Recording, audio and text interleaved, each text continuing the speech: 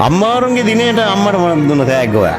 මම අම්මට මුකුත් දුන්නේ නැහැ. මං අම්මට ආදරේ කියලා නම් කිව්වා. කිව්වද මොනවද අම්මා කිව්වද?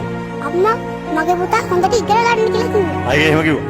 දැන් අම්මවරුන්ගේ දවසේ දැක්කද ටීවී එකේ ගොඩක් දේවල් ගියා. මොනවද දැක්කේ? ඔව් සර් මේ ඇක්සිඩන්ට් එකක් වුණා. මේ කතරගම බස්සේ. ඔව් මේ බස් එකට යට වෙලා අම්මා කෙනෙක් දරුවෙක් මේ දරුවව අතාරින්න නැතුව බස් එකෙන් අල්ලන් ඉන්නවා.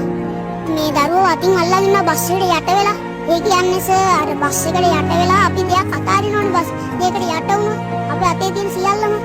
ඒ වගේ අම්මා දරුවව අතාරින්න නැතුව බස් එකට යට වෙලා අල්ලන් හිටියනේ. මගේ දැක්කනේ. ඔව් සර්. මේ අම්මගේ සම මේ ඇහැට කඳුලක් එක්කලා ඉන්නද? රටේම කට්ටිය වෙලා ඇඬුව එක දැකලානේ. මට දැනුණා අම්මා ගැන ගොඩක් ආදරේ දැනුණා ඊට පස්සේ. ඔව් අම්මා මගේ අම්මත් එහෙම වෙන්නේ නැහැ. අපිට කරදරයක් වෙන වෙලාවක අම්මා පිට වෙනවා. අපේ අම්මලා විතරක් නෙවෙයි ලෝකෙ ඉන්න හැම අම්මලාගේම එහෙම නේද? නේද පුතේ? ඉතින් ඔයාට දැන් මොනවද දැන් මං ඇහුවොත් අම්මට සමාන වචනයක් මේ ලෝකේ තියෙනවද? අම්මම තමයි අම්මට සමාන කරන්න කවුරුත් නැහැ මේ ලෝකේ. උණුහුම මටම දිදී ඒ හිතලේ නිදී නෑ තව දුක් කන්ද නිම්මා